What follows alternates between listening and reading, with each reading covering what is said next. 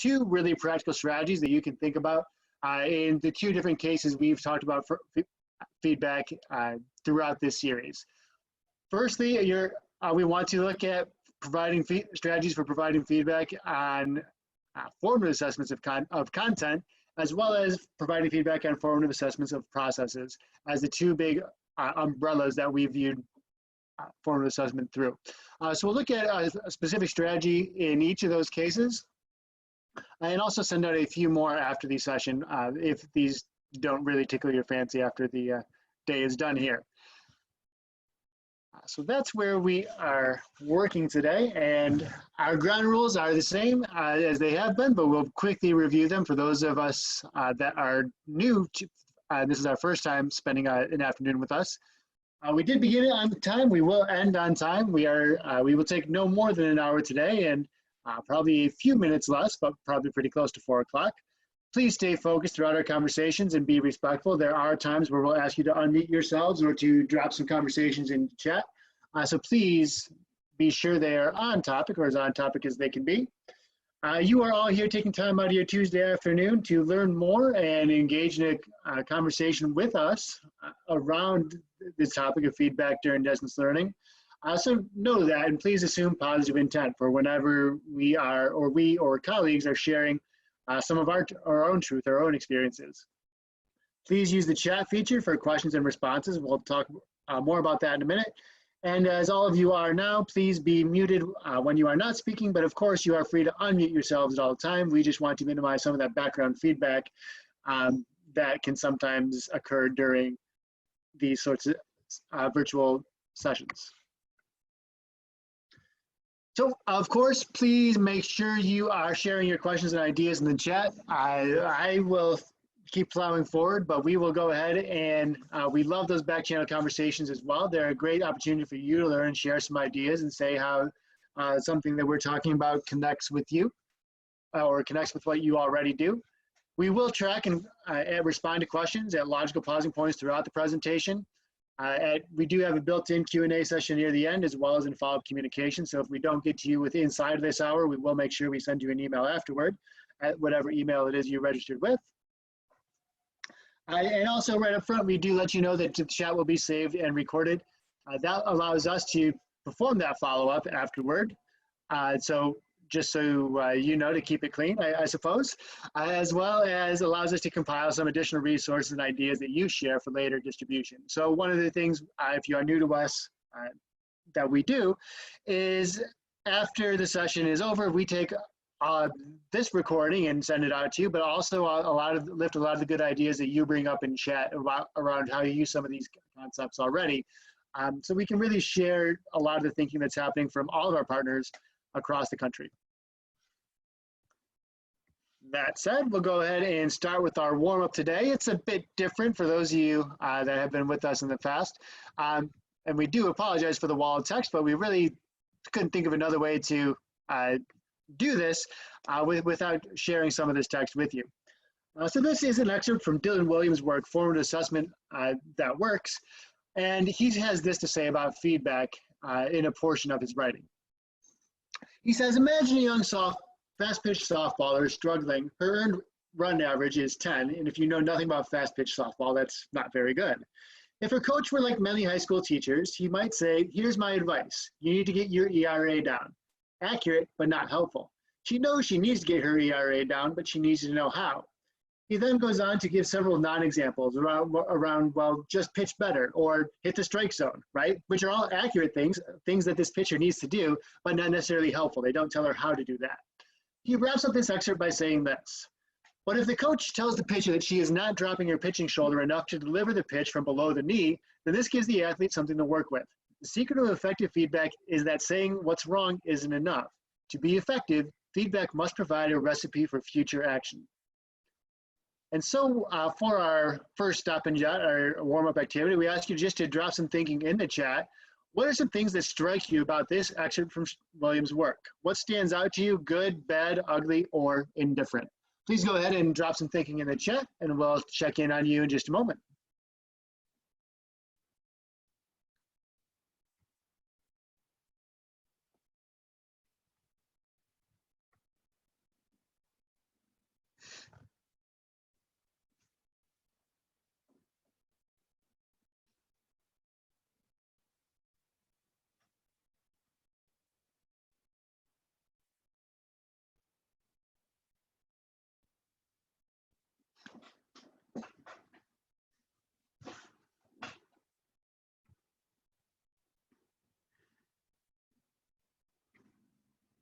We'll give just another minute or two for any additional thoughts to flow in.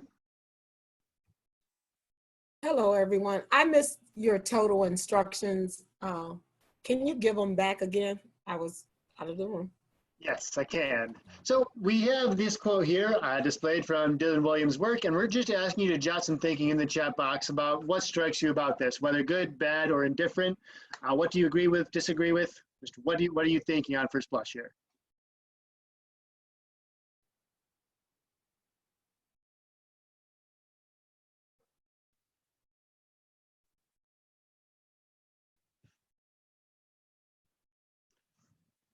And then as thoughts are coming in, what are you seeing come up in the chat for us? So Randy, I see a lot of really good things that people are saying, especially around the fact that it needs to be specific, that feedback is absolutely essential. We're all in agreement to that. And that it should be something around growth or that future forward piece. I like Matt said, feedback is equal to correction of previous mistakes, i.e. growth. And that the framing is something, you know, of how to move forward, not necessarily focusing on what did you do wrong because it was a bad thing, but just how do we move forward from there and continue to get better. And then Maribel talked about leading to results. So something where we can truly see the growth. The kids can see their own growth. Okay, so that idea of being able to make that growth visible to kids, but also making sure we're looking future forward and being specific in that feedback, as I was able to glance through a few messages as well. Specificity also came up. And so that's where we'll talk about today in terms of both those content-oriented assessments as well as those process-based assessments. What are some strategies we can use within the distance learning to really make sure that feedback checks all of those boxes, so to speak, in order to make sure that kids still feel like there's something meaningful coming out of the comments or corrections that we provide to them. So we'll start first with those content-based assessments. And when we think about these content-based assessments, we think about item types like selected response or fill in the blank or short answer items. Typically, in our face-to-face instruction, we see those items exist in things like quizzes, our tests, our bell work, perhaps on individual practice sheets or group practice sheets where they have opportunities to write that.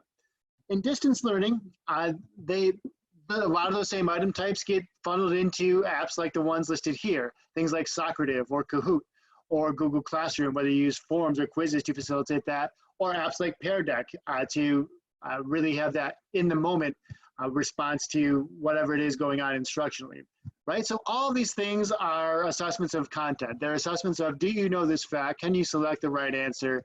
Can you fill this in? Can you give me this short factual statement in terms of that short answer that really shows what you know about the specific piece? So we're not talking about how you know what you know yet. We're just checking for that understanding. And that is certainly a valuable exercise for us to engage in. So we know that we can push kids forward. So all those apps that we mentioned before I go forward, things like Socrative, Kahoot, Google Classroom, or Pear Deck, all of them have reporting features, and all of them, to some degree, have an individual student report available to you. In Socrative, in this case, an individual student can get a PDF report, or you can funnel out a PDF report to them that shows them which items they got wrong and which items they got correct as they're going forward.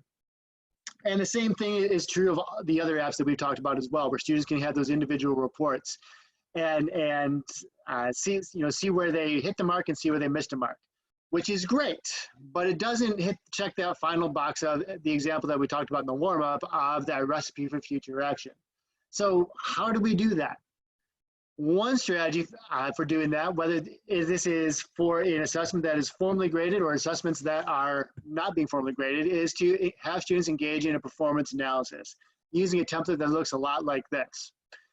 So you see, if we go across the columns here, there's the, we can have them detail each number, what learning target that item was associated with, whether they got the item right or wrong, what type of mistake they made, whether it was a careless mistake, they knew the answer but read a question wrong, there was a typo, or they just flubbed some of the math behind that, whether it was a misconception, where they thought they knew the answer, they were really confident, but it turns out they didn't going in, right? Or there are sometimes cases where kids did not have a clue. They didn't know how to start or where to answer, or they didn't know what strategy to use or how to approach this problem. And all those things are realistic things our students are able to go through, right? And them being able to name what happened here as part of this feedback, as part of this analysis, is a great visual tool and a great conferencing tool for us to engage in with them, so we can identify some potential next steps. And that's what that last column is all about, is what should I do? What do I need? If we see a lot of careless mistakes, perhaps the conference at the end looks like, well, so-and-so, we need to slow down a little bit when we're selecting answers and making sure we're really reading them more thoroughly.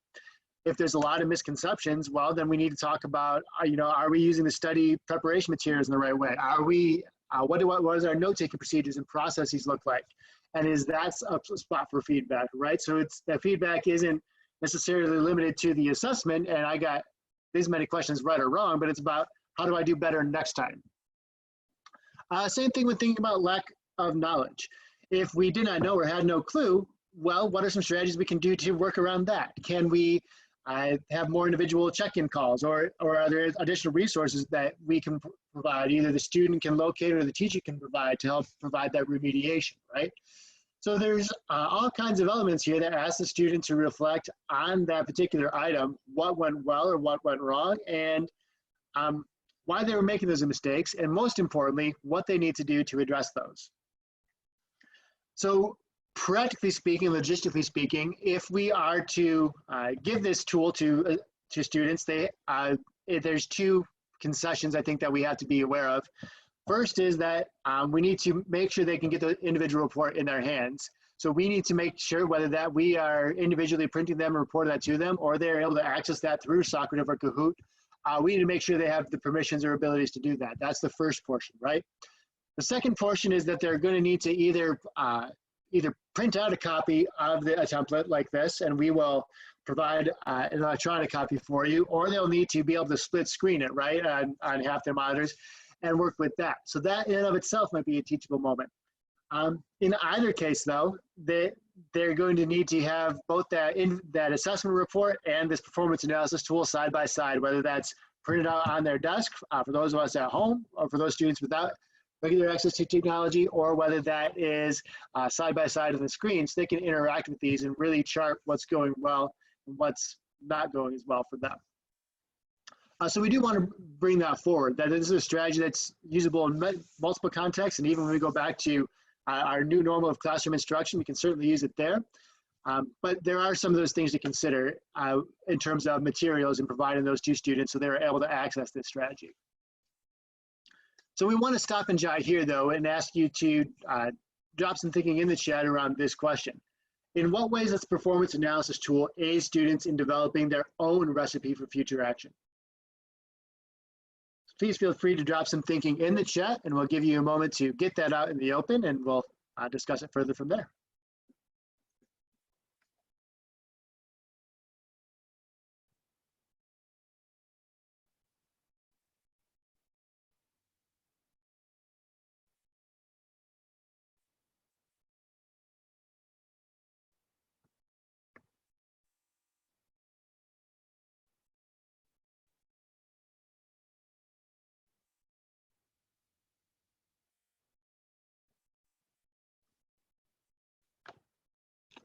I'll give just another minute or two for thoughts to trickle in here in chat.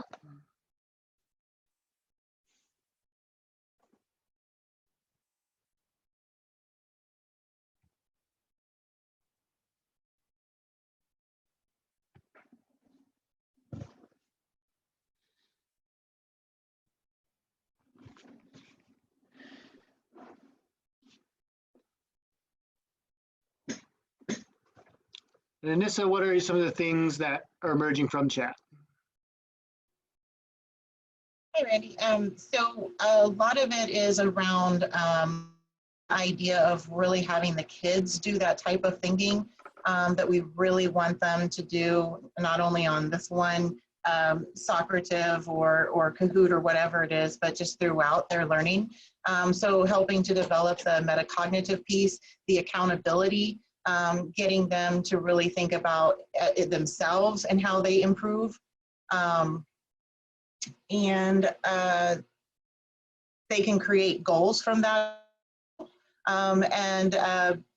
Beth said that they may become more invested, and I really agreed with that, that if it's them doing this type of thinking, and that ownership piece is so critical. And I think sometimes we feel like feedback from us is always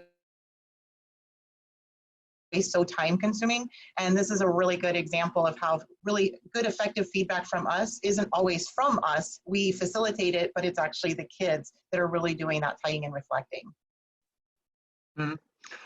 And that is certainly one thing we wanted to address, and that's sort of one of the goals of bringing it up, is that feedback is always time consuming if it's done well, right? It's a question of whose time is spent doing the feedback. In this case, it's a little bit of upfront work on the teacher's part for a lot of in-depth thinking on the student part, but in other times where that dynamic is flipped, where it's a lot of upfront thinking from the teacher and less involvement from the student.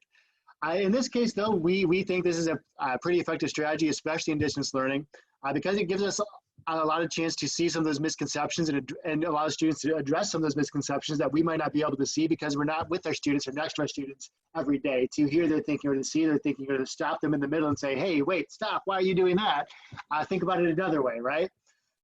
So this is we think this is a powerful tool to start those dialogues that might be missing for some of us, and to help move our kids forward.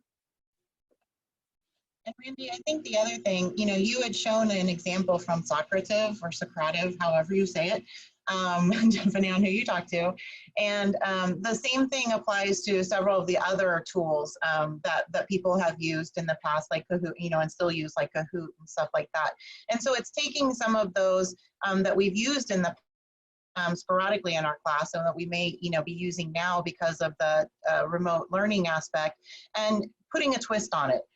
We know that you guys are not, I don't think anybody on the call, I don't think anybody is grading beyond pass or incomplete type of thing, but that aspect of the feedback and still knowing where the kids are is really helpful, especially trying to keep and maintain where they're at so that they're ready for the fall, whatever it looks like. So this is a good way of doing that with one of those tools that we're already have already been using in some way in our classroom for a lot of us. Absolutely. This is, as we mentioned, can be used in any of those, check for understanding of content assessments, whether that's in person, face-to-face, or remotely. And so again, that's one of the versatility is another reason that we bring it forward here in this session. So there's that much. We also know that not everything we do or in the classroom is a check for understanding of content. We also want to know whether students are using effective thought processes or attacking things in a way that's productive in solving those problems, right? We want to be able to give them some feedback on some of those strategies they're using or that they're not using, as the case might be. So in general, we'll lump those under the umbrella, all under the umbrella of process-based assessments as we talk about this strategy here. Generally speaking, when we think about item types, process-based assessments are constructive responses, whether those are oral responses, whether we're writing a response. They ask students to pull a bunch of things together and pull a bunch of thoughts together rather, and give us some new product. It could also be a performance task that we've talked about in previous sessions as well, that's some sort of extended learning that asks them to really show us how they're doing something as they involve in the work. So in our face-to-face instruction, those item types could have looked like extended projects that we talked about previously. They could look like short evidence-based reasoning, so claim evidence reasoning, text-dependent questions, depending on your flavor or your state or local flavor of that. Is it an example of a constructive response? Longer essays or reports, short elevator speeches in the middle of the lesson to summarize what we know, or exit tickets at the end, can all be examples of these constructive response sorts of things. So in distance learning, we have a few more options available to us, right? We can certainly have all the essays and reports we might want. We still have all those elevator speeches if we're recording those, but how we have students do those is a little bit different, whether that's using apps like Flipgrid for them to engage in that video dialogue with us, or Animoto for them to edit and pull together some video clips to show us what they know or how they're thinking about things. Whether they are creating extended responses in whatever our learning management system happens to be, whether that is Google Classroom or Schoology or PowerSchool or whatever it is that we happen to be using, or apps like Seesaw and Pear Deck that allow for constructive responses in shorter bursts, right? So these would fill the gap that exit tickets or stop and jots might take in our face-to-face instruction. All of those are examples of process-based assessments where we can really get a peek at how the gears are turning inside a student's head. And so all of those apps that we mentioned, things like Flipgrid, Animoto, Seesaw, Pear Deck, and your own learning management system all have feedback tools that are native to them. Generally, you'll be able to provide comments on student work. This is a screen grab from Flipgrid's user guide. And we pull this forward because that's been an ask in some of the other feedback surveys is, what does Flipgrid look like? Because I'm interested, but I don't know how interested I am until I see part of it. And we'll address that further a little bit later on. But certainly in all of those apps, we have opportunities to use a rubric and score things. We have opportunities to provide written feedback. We have opportunities to provide video feedback here. So I could record in Flipgrid, I could record a short video in response and ask some probing questions. And I could make that feedback private or public. And that last thing, private or public, is dependent on the app. But in general, these big pillars here, as far as using a rubric, using comments, and in some cases using video feedback, is common to a lot of the apps that we've talked about throughout. So those are all tools that are available to us. The question is, how do we use them, and how do we use them well? What do we talk about in order to make that feedback effective and give the student that recipe for future action? And we propose that it takes some cognitive load from the teacher up front, but the payoff is well worth it in terms of what it asks students to do. And so we propose that where we have these constructive responses, that we might use reflective questions to help provide some of that feedback. So some examples of these reflective questions are, this is a well-crafted essay. In what ways did outlining your thinking support that reasoning? Or, I'm curious why you chose this process for answering the problem. What are some factors that helped you come to that decision? Or what assumptions did you make when writing your answer? All three of those questions come from, are probably related to 3 different assignments. For longer extended assignments, we would recommend that we probably just ask students to think about no more than 3 things, right? It's just like us getting a observation back or an evaluation back with a whole bunch of red ink and writing on it. That helps, that kind of makes us shut down, right? And we want to avoid that same thing in our students, right? So for longer essays or longer submissions, we'd probably limit our feedback areas to 2 or maybe 3 feedback areas or feedback questions we want students to reflect on. On shorter assessments, tickets out the door, elevator speeches, things like that, or an Animoto or a Flipgrid, probably 1 question is more appropriate, as long as that question gets them to really zero in on what that particular skill that we want them to think about. So we can talk about reflective questions, we can give you examples, but we also want to give you a little bit of a how-to, and there's much more to be said about this. We'll leave today with sort of a crash course in asking some of these reflective questions and diagramming some of the elements of them as well. When we're talking about these reflective questions, they need to focus in on a particular skill or concept, and we'll loop back around and show how some of those questions fill that gap in just a moment.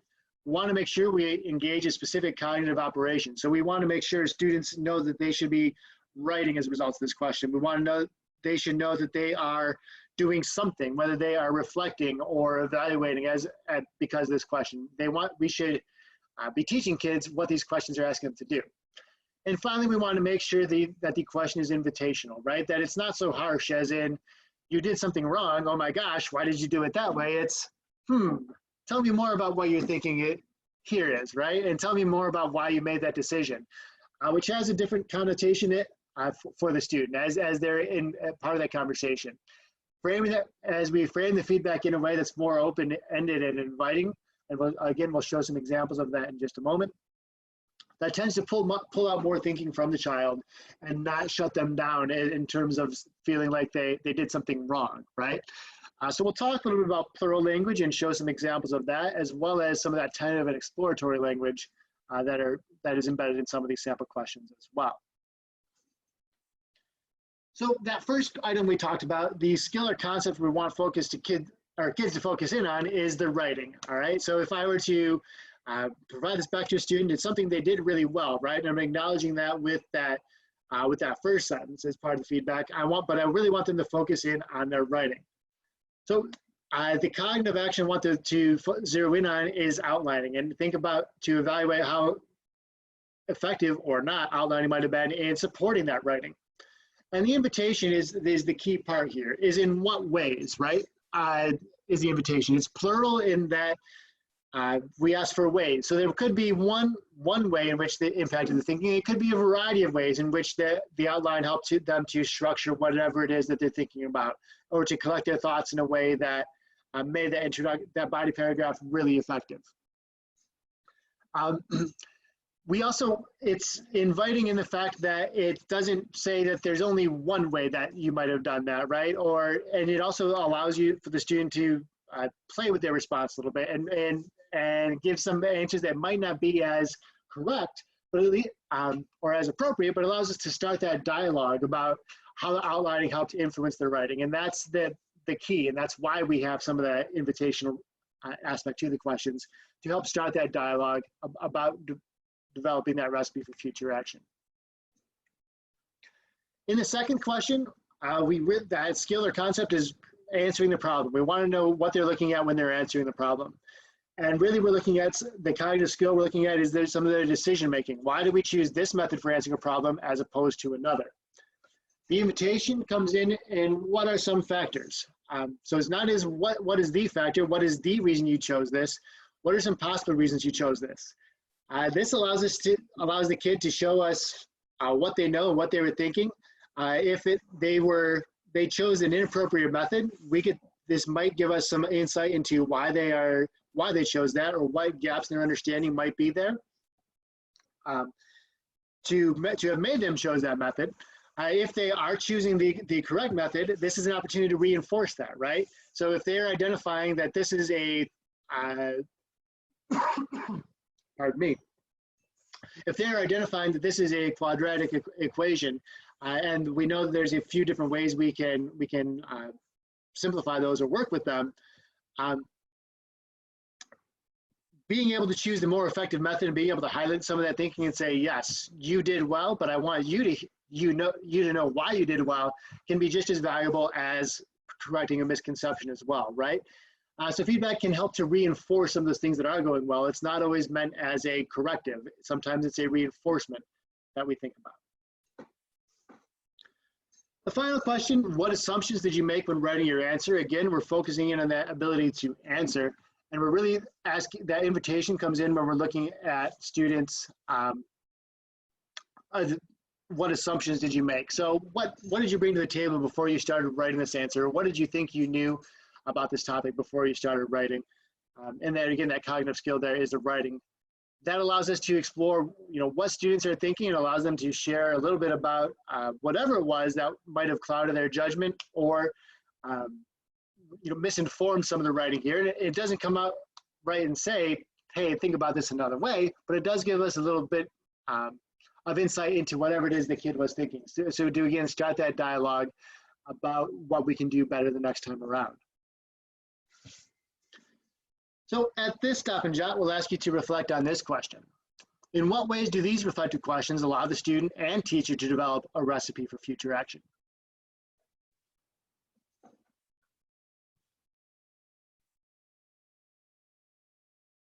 Please feel free to jot some thinking in the chat.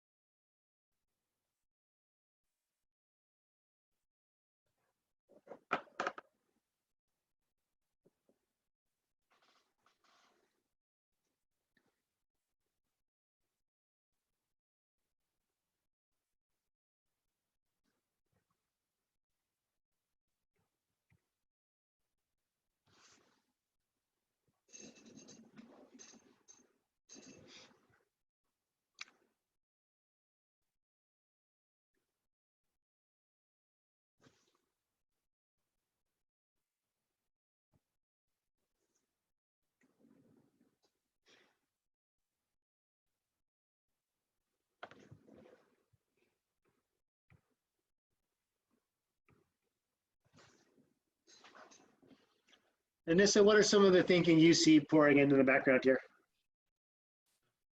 A lot of really good points, especially around, once again, that ownership and taking responsibility, because we're asking kids to really think about something that they did, or some, like whether it was how they wrote something, or how they created it, in order to really grow from that for the next time.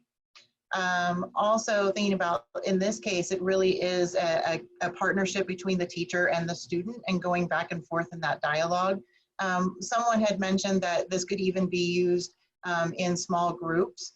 So if you've got several kids that have a very similar, you're wanting to write a very similar question, it could be that you get them on a conference call or meet and have that conversation with them, and have them share their thinking out loud like that. And really getting kids to focus on the thinking and the processing skills, as opposed to just, what did I get right, what did I get wrong? So again, thinking about that future, how do I make sure I don't do that same mistake, or how do I learn from this to continue to get better and better? Mm-hmm. All of those are certainly important points, right? And they allow the student to really reflect, and I like the term of partnership, because it speaks to a point that doesn't show up in the slides, but occurs to be very clearly right now, and that's this. I mentioned on the previous slide about the reflective questions that the whole intent is to start that dialogue about what we do next. And again, even with the performance analysis tool that we talked about for content analysis, or for content-based assessments, there's still the element of what do we do next. So perhaps the most important thing we can do after using either of these tools, whether that is the content analysis tool or reflective question, is ask students to do something with them, right? So if we are asking them to complete that performance analysis, we should probably ask them to go and actually execute that plan, so to go and find that new answer, to find those new resources, and show me some evidence of that new learning, whether that's a retake of the assessment or a short written response in that content-based question.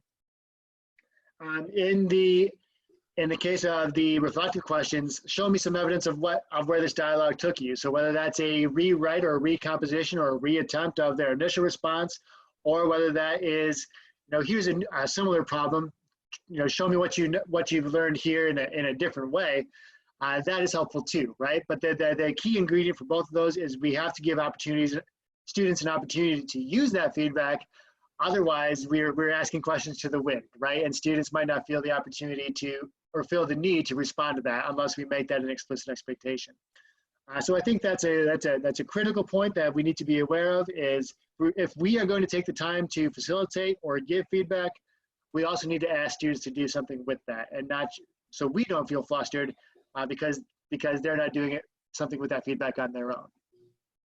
And Randy, I think that's a really good point, especially again now, given that the expectations and the parameters set by our states of how much the kids are invested in the learning right now are a little wonky. And so again, that ownership, right? It's like, okay, you've asked the kids to show you where they're at in the learning, and now you're also asking them to do something with that. So it's not just a quiz for a quiz sake type of thing. And I really wanted to bring something that Destiny had wrote, because I thought it was really good for the thinking about the reflective questions. Something for all of us to keep in mind, that students have clear expectations set for answering the question because of the way we've written it, but also enough room to interpret the question in a variety of ways. So again, giving them that openness to say, okay, well, how did you do this? Or, why did you do this type of thinking? So that they can really learn from that, but having adults set that structure, that the expectations are there to answer it, and here's how I want you to answer, in terms of structure, but not there's only one right answer. Okay. Yes. And again, that creates that helps to reinforce the message that Anissa and I just shared, is that please expect students to do something with the feedback, right? And make sure that they are able to put that recipe for future action into use. So we want to pause here because we know there is some time, and there's there. We want to pause here to gather some thinking from you, to gather some questions from you, um, and really allow you to ask some questions about how either of these strategies might work for you in your particular discipline. We know that there's sometimes well, what does this mean for me, or how does this work for me? And we really want to give you an opportunity to take advantage of the floor and to put some of those questions out into space here, so Anissa and I can think with you, as well as the rest of the group can think with you about what these strategies might mean for you. So if you have questions about the performance analysis tool and what that might look like for you, please feel free to ask them here. If you have questions about the reflective questions and you want to know more about that, please feel free to ask them here and how they might work for you as well. And you may either drop those in chat or unmute yourselves. And Randy, while folks are thinking, I have a question for everybody as well, which is, so what is it like logistically, what does that look like to give feedback? You know, Randy showed us, like, if we have them do a video on Flipgrid, there's a place to give feedback. But I'm just curious as to what are some of those other ways logistically that we give the kids the feedback, and then how do we expect to get, to get their responses back? Is that publicly through a discussion board? Is that privately through an email or a private chat? What does that look like? Do you use Google Meet to do that? So I'm just really curious as to some of the different ways that people are thinking about doing that. And Deborah, I came back to this because I saw your comment in chat while we're thinking here. I was thinking I use Google Classroom with my students, and when they turn in an assignment, there is a place where I can respond privately to them. And I try to make a comment on everybody when they turn things in individually. Good. And so how might they be able to respond back to you then after that? In that same place, there is a place where they can respond back to me then too. Okay, good. So you can have a dialogue that way. Yeah. Great. And I see a couple of other people talking about that private feedback and messaging through Google Classroom assignments or something similar. I was curious, for our kids that are lower tech, to leave a question on the work that they give us back, however that might look. Oftentimes it's a picture on their phone, right, that they're emailing us.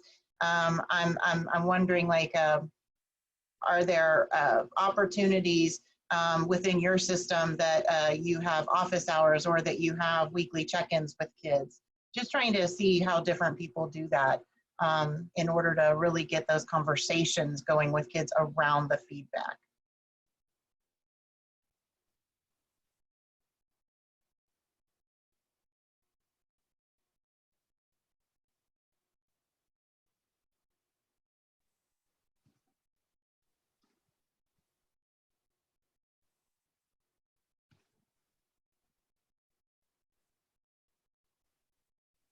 Stacy, thank you for sharing in the chat around teaching our little ones and trying through email and keeping the phone calls really around how things are going with the distance learning and just the SEL aspect.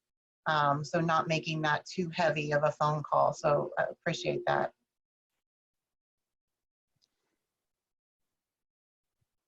Anissa, do you care if I just talk it out instead of typing it? No, that's fine.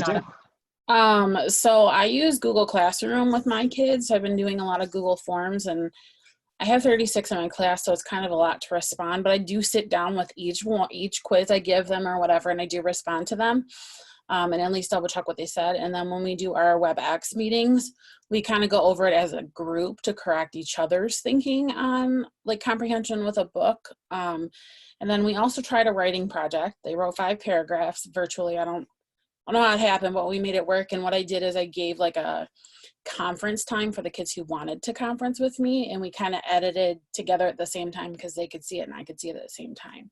So that was kind of, I mean, it wasn't every student. I don't think I could get to all of them that way, but it worked out really well. And the kids wanted to share with each other, which was really cool. So we did one as a class, and all the kids chimed in with different ideas. It was very positive. Nobody was mean or anything like that. It was kind of cool how it worked out.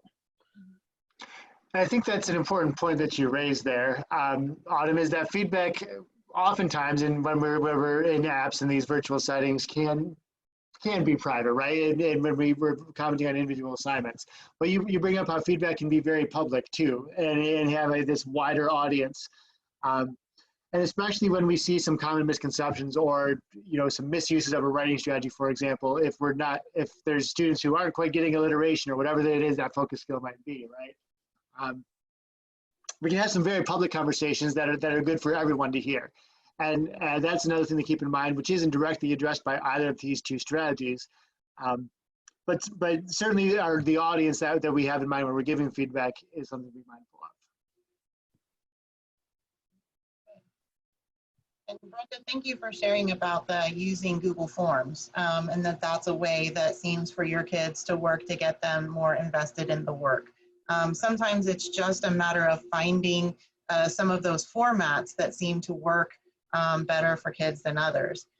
Seeing quite a few people talk about office hours, and some folks are saying how they have used that, and other folks are saying how there's been a struggle with getting kids to take advantage of those office hours. And I'm curious as to whether we can use some of those expectations that we talked about in terms of the kids doing something with the feedback, if we can connect that to the office hours, so that it seems like from what I've heard from some teachers is that once the kids have done it once, they're more likely to use it again if there's that really does help support them in some way. So I'm curious what other folks have been doing for office hours and just trying to encourage kids to take advantage of that help.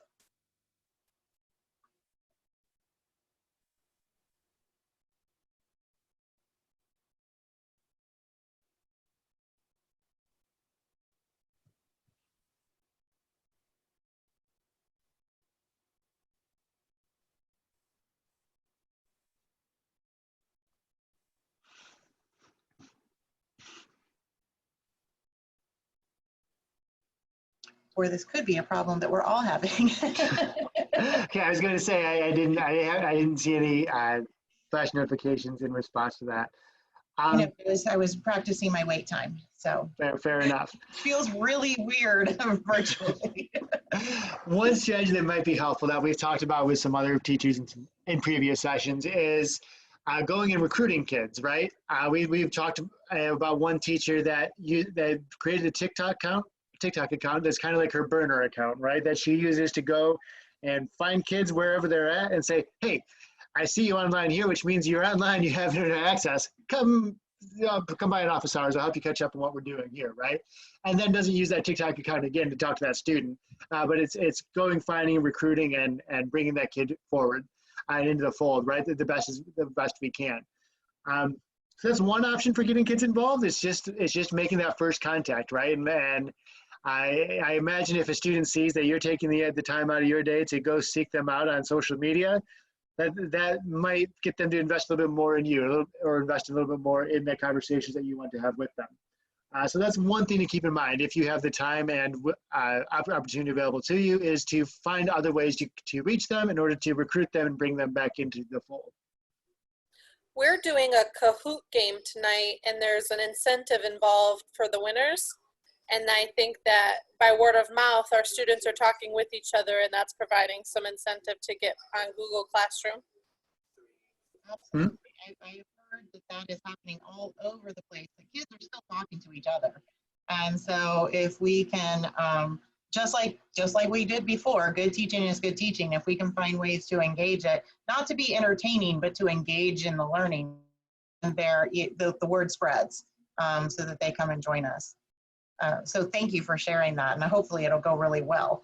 I'm also thinking about something that Autumn said in terms of, offering the kids that chance to conference with her, but it was around something very specific. And so I'm wondering if that may be part of the something that helps get more kids involved in our office hours, and just reaching out to us in general, is if it to something very specific. So if it's around a very specific assignment or a skill. So instead of a blanket, feel free to reach out to me anytime you have a question, maybe connecting it specifically to an assignment or to a skill, and perhaps that might get a couple more kids involved. Mm-hmm. So I know talk that to me works for us at with 3 o'clock adults. about. Sorry, Nissa. So you're saying more of a talk to me at 3 o'clock about your essay rather than talk to me about 3 o'clock if you have any questions. Right, exactly. That makes good sense. Yeah, and I'm thinking about, Carly had talked about her Spanish assignments being used on Google Slides and how that's working great. And so that's what made me think about that, is like, I'm wondering if that might be something that's like, okay, so talk to me during your office hours before you submit it to get any last minute feedback, you know, or something like that. Mm-hmm. Okay. So as we come toward the end of our time here together, we do we'll wrap up our session in a similar way to we always do. In a moment, you will, or if they're not already there, you will get a feedback survey from us that allows you to share some thinking with us. And we are taking that feedback to heart. And what will come out on the next flyer, you will see a little bit later this week, is one thing you have asked for by and large in many of our feedback apps is, so I want to know more about how these apps work, and I want some demonstration of some of these apps work. And so we do have a date set aside for that, and we'll have some tools put out for you to give us a little more feedback about what specific tools you might want to have demonstrated. So please do provide that feedback to us, because we are using that to look toward the rest of our academic year as we're planning out the remainder of the sessions.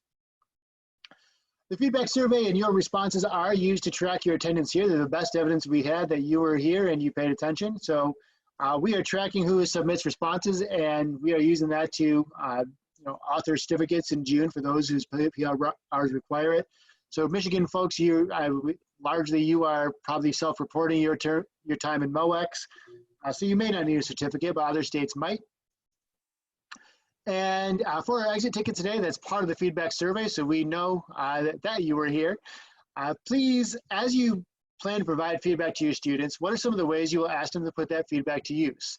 So how will you ask them to engage with that feedback and to use that recipe that we've given them? With that said, I'll turn it over to Anissa for any parting shots that she has, but thank you for your time today. It's always a pleasure spending some of the afternoon with you, and we look forward to seeing you on Friday. No parting shots, because that sounds like I'm about to like insult folks, but no, just have a great afternoon. If you're interested in the Friday webinar, which is around doing think alouds and modeling, so in other words, making our own videos of different lessons and skills, just let us know, and there'll be a link in the email along with the survey. And as Randy said, we hope that we see you again in one of our other sessions. We'll be sending that flyer out middle of this week. And I can't believe it's almost June. So thank you guys so much. Thanks for all the great thinking today. And to reach out if you have any questions. Okay.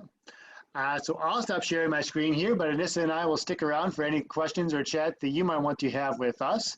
But you are under no obligation to stay with us. So please go be free and be merry. But we will stick around for just a little bit.